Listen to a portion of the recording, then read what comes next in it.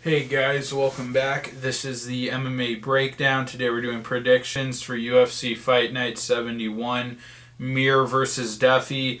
This takes place on a Wednesday, July 15th, middle of the week, and I actually think this is a really fun fight night card. July is just jam-packed with UFC events. I'm not a fan in general of, the almost an event every weekend these days.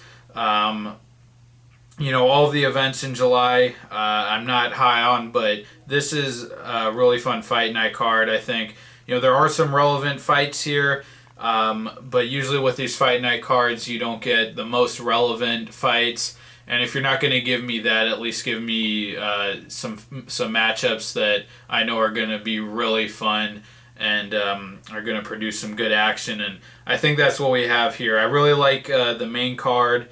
And even on the prelim card, there's some interesting matchups. But I like that it's on a Wednesday too, and I like that it doesn't start, in the middle of the day, like at 12 o'clock on a Wednesday.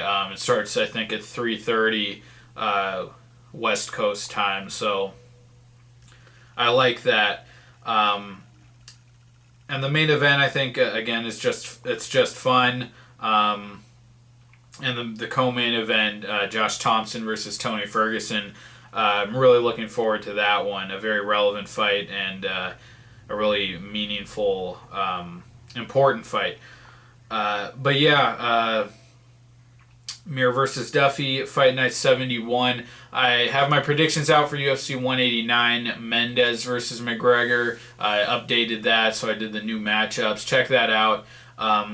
And then before this event, this upcoming Sunday, the day after UFC 189, Tough 21 finale. I'm going to wait until Wednesday night to do my predictions for that after I watch the show to find out who the finalists are. And that, to me, is just like the worst card of the month and just a completely unnecessary event. I mean, Ellenberger and Stephen Thompson for your main event is just, I think, one of the most irrelevant main events you can make today, but for a main event. But anyways, yeah, I'm looking forward to this card. I think it's going to be action-packed and takes place in San Diego.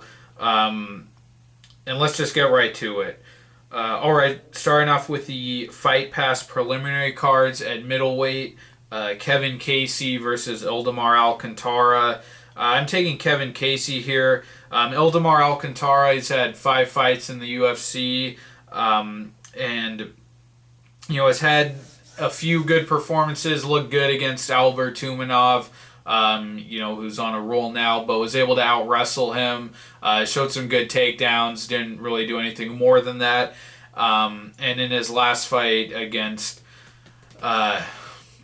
what's his name? Rick Monster, Ricardo Moreira, was able to show some good takedowns again as well. But a very inconsistent fighter, in those 2 fights was able to impose his wrestling game, but other fights he's just been completely out-hustled.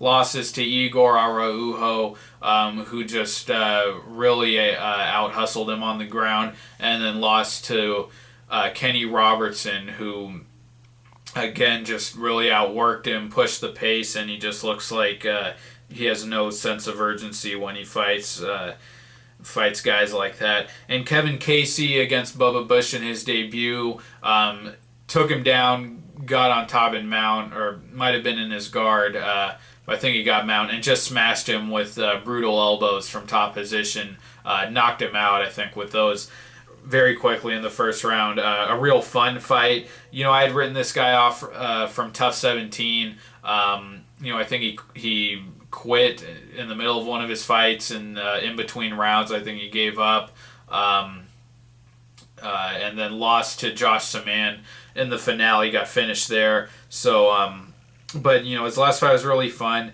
and I don't think Bubba Bush probably isn't nearly the same level of talent as Ildemar Alcantara. Alcantara has the experience, but the way Alcantara's been outworked, and the way Casey just blew through his last guy and looked really passionate and energetic out there. I think he can do the same to Alcantara, get on top of him, and hurt him with ground and pound. So I'm taking Kevin Casey. All right, next up, last Fight Pass prelim at welterweight, Andrew Craig versus Lyman Good. Andrew Craig, there was a time where I thought this guy had some promise, showed some potential, knocked out Rafael Natal early in his career with a head kick, was losing that fight, but knocked him out in impressive fashion. But lost his last two losses coming to Cesar Ferreira and Luke Barnett, getting finished by Barnett and losing to Ferreira. In hindsight, those are probably the two worst guys that you could lose to today, and doesn't look good at all for Craig. Against Ferreira, just looked very hesitant against a guy who was really hesitant. He's getting knocked out all the time, and Ferreira was still pretty much able to have his way with him. Put up no resistance, really. Doesn't really have any real dominant skills, knocked out Natal, but was getting dominated on the feet up to that point. Out-wrestled Kyle Noak in his debut, but doesn't really do anything that spectacularly well, or even not even really average for the UFC level. So I don't know. And then Lyman Good, I'm not high on Andrew Craig. And Lyman Good, I think this guy was a Bellator champ, I believe, and I think this was the guy who fought Ian Stevens on Tough 19, and Stevens out-wrestled him. Those were the prelim fights, the fights to get into the house. And I think Stevens was saying Bellator champ don't belong in the UFC. And I'm not going to make a pick here just because I've never seen Lyman Good outside of the Ultimate Fighter in that one fight. But this is not a fight I'm looking forward to. And I wouldn't take Craig just based on his UFC experience, really. I'm not high on him at all. All right, moving on to the Fox Sports 1 prelim card at welterweight, Igor Araujo versus Sean Strickland. Araujo, a veteran from Tough 16, and we already talked about his last fight, or not his last fight, but his fight against Eldemar Alcantara, where I thought it was impressive because the guy's, limited with his skill set, but, just really hustled, got after it, scrambled on the ground, was going for, like, go-go platas and things, really low percentage submissions that weren't even close, but was just doing everything he could to, make it look like he was winning, and he was to the judges, and just completely outworking Alcantara, scrambling hard. But then his next fight against George Sullivan just got smashed. Got taken down. Sullivan got on top. Was choking him, had the hand around the throat, and then just pounded him out, knocked him out cold with ground and pound. It was pretty brutal. So I think we've kind of seen him top out. And Sean Strickland looked good in his debut against Bubba McDaniel, was able to get it to the ground, pushed a high pace, got the submission.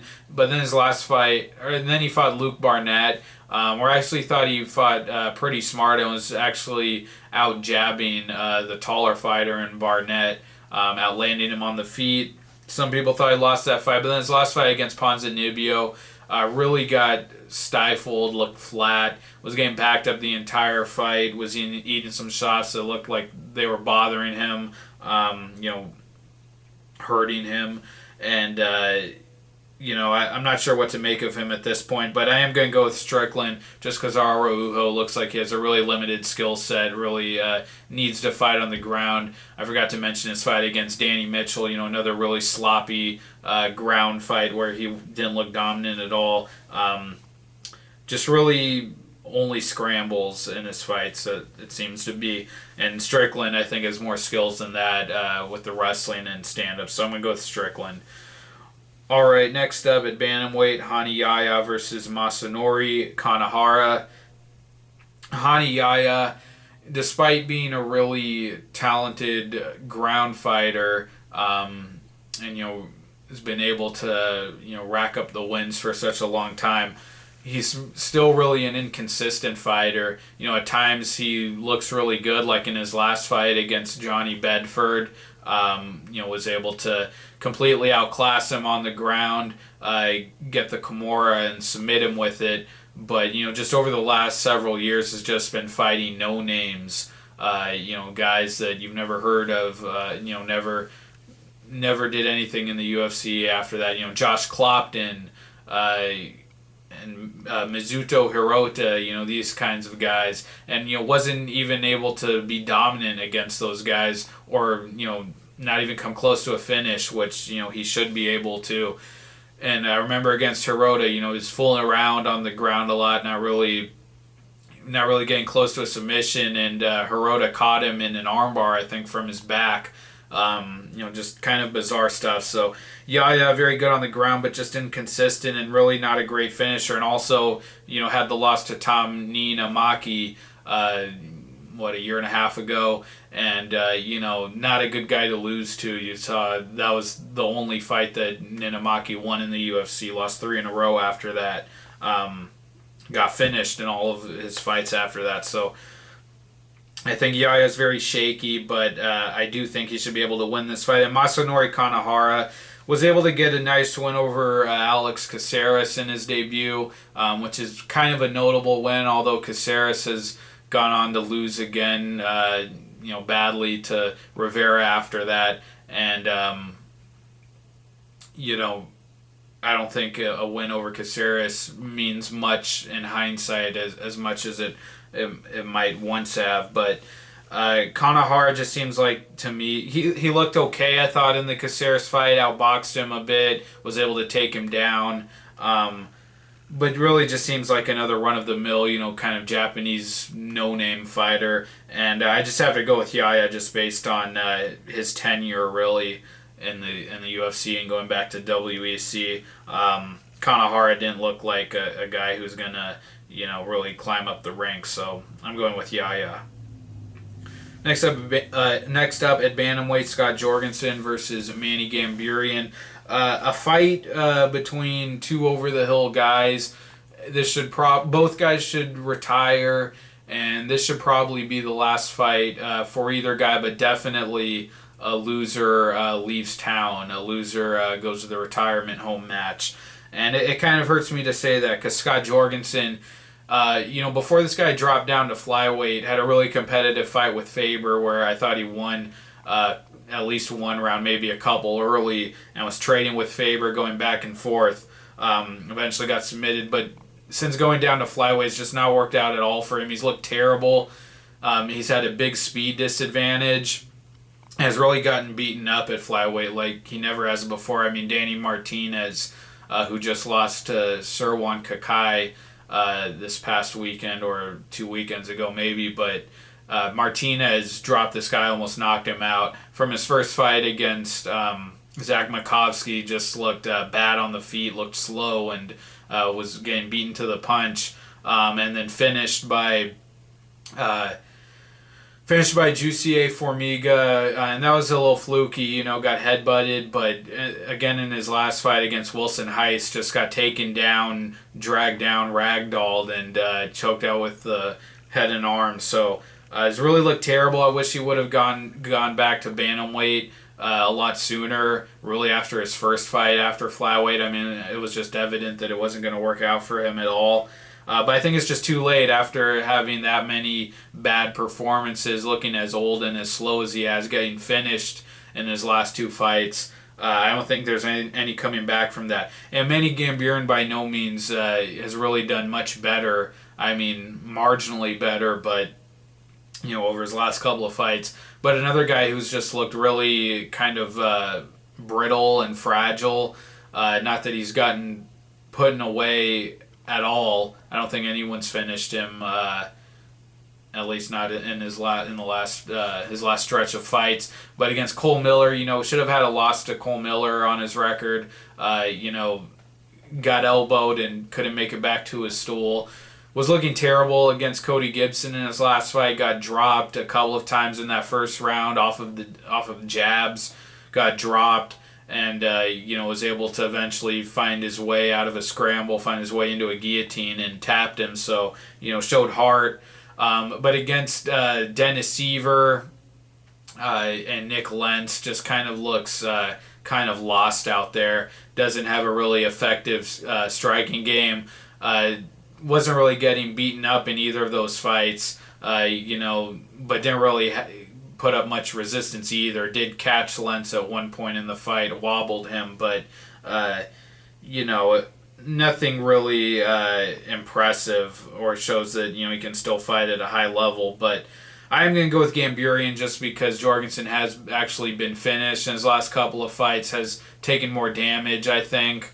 And Gamburyan, hasn't. I think he just has a little bit more left in the tank, and I think that's really all it comes down to. A couple years ago, easily I'd take Jorgensen to win that fight all day, but both these guys I think are really done. But I think Gamburyan just has a little bit more left in the tank, like I said. So I'm taking Gamburyan to win a decision. All right, last prelim fight, women's bantamweight fight, Jessica Andrade versus Sarah Moras. Sarah Moras, veteran from Tough, was at 18, and had an armbar win over Peggy Morgan in the house, and then I think she lost to the winner Juliana Pena by guillotine. And then it was actually the Tough 19 finale a year ago, fought Alexis Dufresne, and she won the fight somehow, fighting off of her back, playing guard, not really coming close with any submissions, but was really stuck on her back the entire fight, and I thought Dufresne got robbed. Dufresne was just in top position, and Moras couldn't do anything to get back to her feet. Really, to me, showed nothing. Fought off of her back, but I didn't think she won that fight at all. Was just out wrestled and really lay and prayed by her opponent. Jessica Andrade, she's looked pretty solid, I think, throughout her UFC career, coming in and fought valiantly against Liz Carmouche, and got finished in that fight, but Carmouche was just coming off of her loss to Rousey, and I thought she fought well there. Really beat up Rosie Sexton, showed good boxing and hand speed there. I didn't think she looked so great against Pennington, but since that fight, finished Larissa Pacheco in the first round by I think it was a guillotine, or maybe it might have been a north-south choke.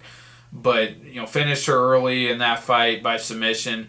But in her last fight against Marion Reneau, that was really kind of eye-opening. I expected her to have a big athletic advantage, and she did drop Reneau in that fight, but then off of her back, just kind of fell into a triangle, and was getting beaten up from the bottom. I think she got bloodied up with an elbow from Reneau off of her back, and I got finished off with a triangle. So that didn't look too good for Andrade. But other than that, I think she's been solid, and I think she can beat a lot of these low-level women. So I think Andrade will have a big advantage in the submission grappling here, and also on the feet. I really like her to win big. I think she submits Moras early. All right, moving on to the Fox Sports 1 main card at featherweight, Sam Sicilia versus Yatsen Meza.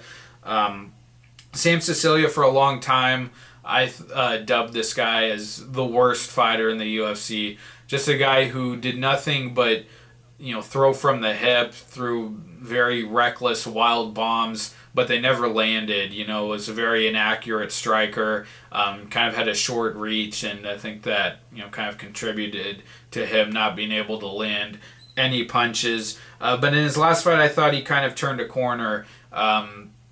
I expected him to lose against Akira Corsani. I thought Corsani was just the more polished kickboxer, and he just blasted him with a huge right hand, and knocked him out cold and brutally, and didn't look timid or hesitant. Looked confident. The only other fight besides that in his career that I thought he showed promise was against Godofredo Pepe, where he actually used his wrestling, which he doesn't. In his other fights hasn't really mixed it up well with his striking, but was able to take Godofredo down and just pound him out right away for the stoppage win there. So I think he's turned a corner. And Yatsen Meza just looks like a very subpar fighter, very mediocre. I think he has a little more of a diverse game than Sicilia, but I don't think it'll matter at all. Meza, this guy lost to Pettis, couldn't do anything on the feet, and it wasn't like Pettis was hurting him. And then got badly out-grappled and out-wrestled by a much smaller Chico Camus. Won his last fight against Damian Stasiak. I think he lost the first round, from what I remember, but was able to get the takedown out, get enough takedowns to outpoint him for the last couple of rounds. Had a submission win over John Albert early in his career. Knockout loss to Mendez, but Sam Sicilia, I think, just has too much horsepower, is going to put too much pressure on him come forward. I don't think Meza can deal with that. I don't think he'll be able to, I don't think he has the frame of mind to weather that storm and take Sicilia down. So I'm taking Sicilia. I think he gets a first or second round knockout here. Moving on at welterweight, Alan Jouban versus Matt Dwyer. Alan Jouban, I've been really impressed with him since his debut, knocking out Seth Baczynski after getting hurt early and coming back to knock out Baczynski. Looks like a powerful kickboxer. We haven't seen much of his ground game. Competed well against Worley Alves, who I actually thought would finish him and win more dominantly. And so a lot of people thought he won that fight, but showed good cardio, was able to hang with him for 3 rounds and traded with him on the feet. And then his last fight against Richard Walsh, hit him with an elbow off of the break that wobbled him, and he finished him off from there. So I'm really kind of excited about Jouban. I think he's a really good athlete and has some nice kickboxing with some big power. So I'm taking him to win this fight. Matt Dwyer, 2 very different performances. Just looking, Albert Tumanov made him just look like a sacrificial lamb. He just tore through him, kicked him in the head, knocked him out early in their fight. And then in his next fight against William Macario, who I actually thought had looked good in his fights, lost to Neil Magny, but, had some hype from Tough Brazil and had some good performances, or at least one against Bobby Volker. But Matt Dwyer went in there and just looked like a really composed, polished striker. Knocked out Macario with a Superman punch and was just picking him apart from the beginning of that fight. Really surprising. Looked smooth and athletic in there. So I don't really know what to make of him yet, but I just think Jouban has looked more consistent and solid. And I have to go with Jouban.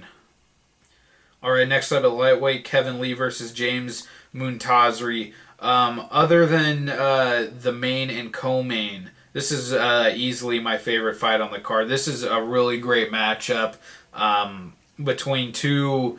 Kevin Lee, I think, has more potential. Is a really good prospect, but Moontasri has looked pretty intriguing in his first couple of UFC fights.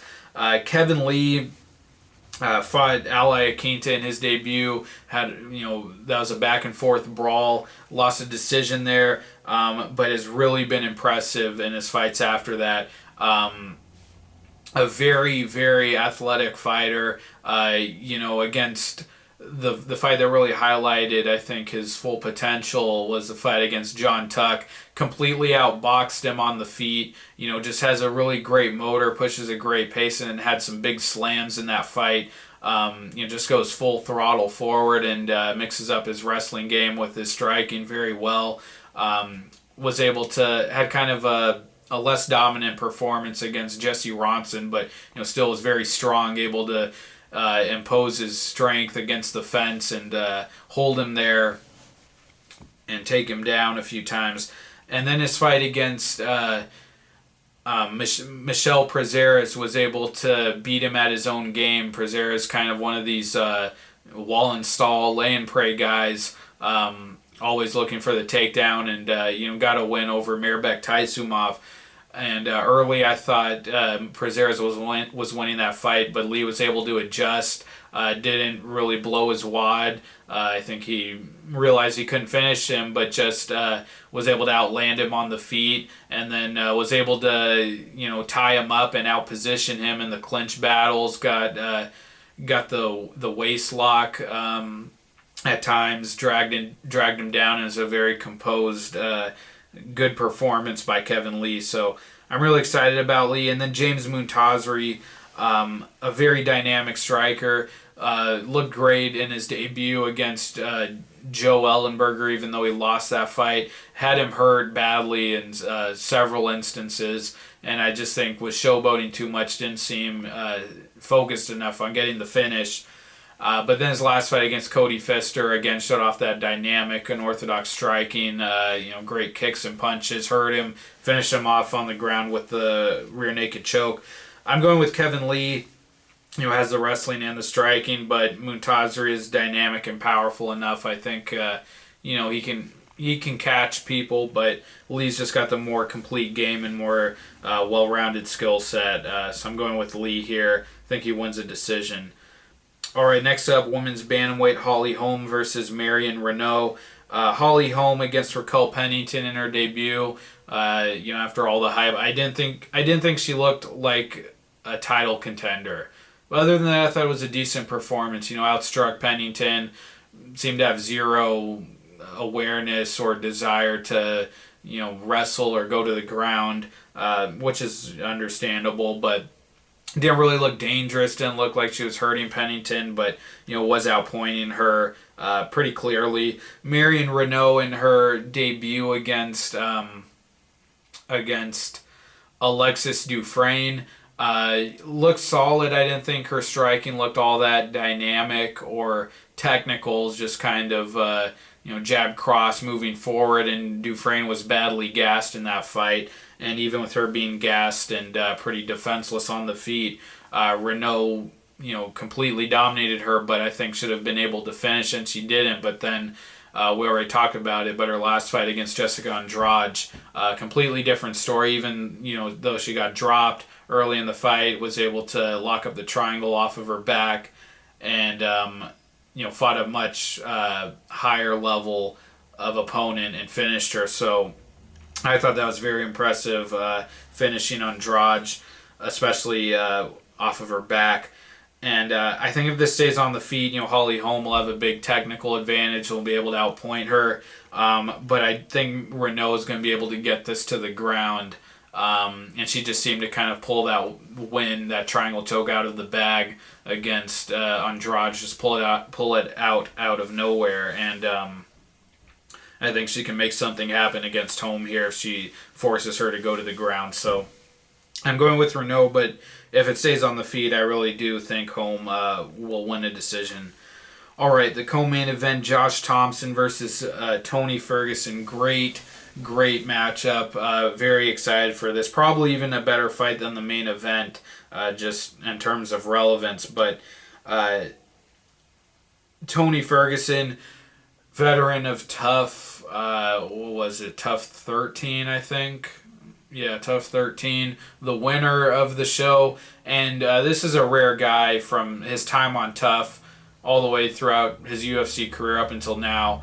Has not only really grown tremendously, but from the beginning showed great potential. And that's kind of rare. Usually guys don't look so great on Tough, and then once they get to the UFC, they grow and improve. This guy from the beginning, showed really great potential. Showed big power in his hands, good striking. I think he's kind of lost a little bit of the kind of the unorthodox element to his striking. Used to throw from odd angles. He did that early in his career, against Aaron Riley and his fight against Yves Edwards. But, has really made up for that with his finishing ability and his submission ability. over his last couple of fights, and not to say he's not a good striker, I just think he's more focused on the power now, and doesn't really not so crafty with his combinations or his angles like he used to be, which I think could help him, but has proven to be effective with his hands because he has fight-ending power. But tore through Katsunori Kikuno, knocked him out. Has that great Darce choke that he dives on all the time. I didn't think he looked so great against Danny Castillo, but I actually thought he was getting outstriked in that fight, outstruck, but really redeemed himself against Abel Trujillo. After getting dropped right at the opening bell, was able to overcome him with his ground game and got the sub. And then his last fight against Gleison Tibau just looked extremely impressive. Tibau, a guy who probably had been slowing down a little bit before that, and had gotten knocked out by Michael Johnson, but other than that, not a guy who really anyone had been able to put away, or at least not easily. And Ferguson just came in and tore through him, very accurate with his shots, hurt him early from the first punches he threw, and finished him off on the ground with the rear naked choke. So Ferguson's really a dynamic finisher, great submission ability and big power on his feet, and I like him to win this fight. He gets a little sloppy on the ground at times, against Trujillo. When it hit the ground and he had Trujillo hurt, he went over his back for like a belly down armbar and completely lost position. It didn't cost him because Trujillo was so out of it and hurt that he was just able to regain position before Trujillo could do anything. But things like that, I think he has to tighten that up a bit. But Josh Thomson, I thought he just looked really impressive and amazing against Nate Diaz coming over from Strikeforce. Knocking out Diaz, put together a really good game plan. That seems to be a strength, being able to find his opponent's weaknesses. Did that against Ben Henderson. Was able to out-grapple Henderson like no one else had before, but didn't seem to have the desire to finish, even though he got his back, on many occasions, and had that dominant position. Didn't seem intent on finishing him off and getting the sub. So I think he lacked that sense of urgency. And then against Bobby Green in his last fight, it was a short notice fight. He was supposed to fight Michael Johnson, and Bobby Green came in on late notice, and I still thought he actually won the fight, but it was really close. And Bobby Green, not a good matchup for anyone to fight on short notice. Has a really kind of funky rhythm with his striking, and did more showboating than anything in that fight. Bobby Green did, but Thomson just couldn't get into his rhythm on the feet. Seemed unable to really mix in any takedowns. Just seemed to be fighting Bobby Green's fight, and I thought he landed the cleaner shots, but it was really close and didn't seem to really impose his game for a guy who was a much higher level fighter and a better skill set with the grappling. So I'm kind of questioning Josh Thomson at this point. If Ferguson gets a little loose on the ground, a little wild, I think Thomson can get top position, can take his back, do some work from there. And on the feet, if Thomson can return to the form that he did against Nate Diaz, I think that's an interesting matchup. But, against Ben Henderson, didn't really do anything effective on the feet at all. So I think Ferguson just has the advantage on the feet, and has shown fight-ending power there on a couple of occasions. And I think Thomson might have the wrestling advantage, but submission ability, I definitely have to give that edge to Ferguson. Has finished way more guys, and with submissions, and really aggressive with those submissions. Whereas Thomson, against Henderson, can get the good position, but will not finish. So I have to go with Ferguson. And then the main event at heavyweight, Frank Mir versus Todd Duffee. Frank Mir's fight, his win over Antonio Bigfoot Silva in his last fight, I thought it was fun. It was nice to see Mir, get a win after, losing a string of, bad losses there. But I was not convinced that he's in any way back or really ready to take on high-level guys, which, Duffee is not a contender, at least not yet. But, Mir's chin is not great. I mean, he hasn't been knocked out cold, but, stopped by Junior Dos Santos, stopped by Josh Barnett, even going back to the Carwin and Lesnar fights, but there was one other guy in there that stopped him, wasn't there? Let me look this up real quick.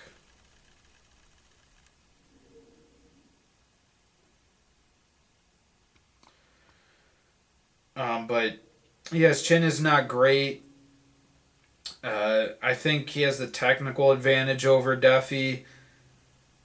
Oh, that's right. He lost the fights to Overeem and Cormier. Didn't get stopped, but just kind of looked listless out there. I think he has a technical advantage over Duffee. Did some things in the Bigfoot fight. Was pumping his jab a little bit, faked him out with that, came over with the lead hook and put him down, and then finished off with some savage elbows from top. Duffee is just kind of a young buck, lab specimen guy, and has huge power. Put out Anthony Hamilton, just destroyed him in their fight. Before that, destroyed Phil DeFries, so has big power. And with Mir's chin at his age, I just think Duffee is going to connect and catch him at some point. But, that Duffee will always, be remembered as the guy who got knocked out by Mike Russo after totally dominating him for, the whole fight up until that point. And he's always going to have that cloud hanging over him. Mir certainly, with his veteran savvy, I think if he's technical and cautious enough, he can catch Duffee on the feet. He can get him on the ground, get him in a submission. Mir always has that in his back pocket. But, if Duffee just comes forward and they just throw bombs, that's kind of how the Barnett fight went. They just met in the middle and Mir was the first to go down. I just think Duffee, being the younger guy, more athletic, can charge forward, and, Mir's never dealt with pressure well. Carwin just came forward, got him in the clinch and knocked him out. Barnett did a similar thing. I think Duffee can catch him, so I have to go with Duffee, but I would love to see Mir be able to regain form here, and even though Duffee's not an elite guy, it would be a fun win, and I do think Mir can win. Duffee, certainly, I don't see him going on to win the title. This isn't some huge prospect that I'm really high on. I just think he knocked out Bigfoot. Everyone's knocking out Bigfoot these days. Showed some technical improvements, but I just don't know if that chin or the striking defense is really tightened up to the point where he can hang in there with a huge power puncher. So I'm going to go with Duffee to knock out Mir. I think in the first round, but I could see Mir winning too. Duffee might just be a kind of a wasted talent, a guy who never was, but. Those are my predictions for UFC Fight Night 71, Mir versus Duffee. Thank you for watching, guys. Please like the video, comment, and subscribe. Follow me on Twitter. My link is in the description. And I'll be back very soon, just in a couple days, with my predictions for the Tough 21 finale. And then I'll have predictions out soon for next weekend's event, Fight Night Scotland, Bisping versus Leites. Got one more event at the end of July, and then it's on to August. UFC 190, some other fight night crap. I think Teixeira and St. Preux But yeah, thank you for watching, guys. Take care, and I'll see you next time. Bye.